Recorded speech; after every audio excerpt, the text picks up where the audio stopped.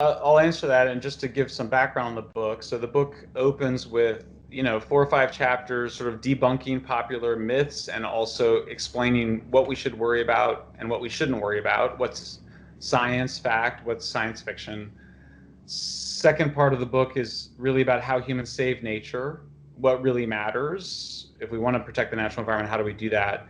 And then the last third of the book is why are the people who are supposedly the most concerned about environmental problems and the most apocalyptic, why are they the same people who oppose all the obvious solutions?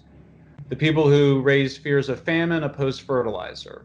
The people who raise, uh, fears of, destruction of wildlife or killing off wildlife and endangered species support the spread of renewable energies like wind turbines that kill endangered species.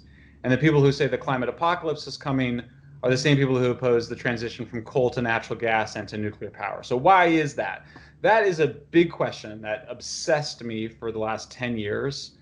And it's taken me this long to get to an answer to it. There's been some scholarship on it, which I've drawn upon and read exhaustively. But there was still some questions around getting that right. And I feel like I finally got to the bottom of it in this book.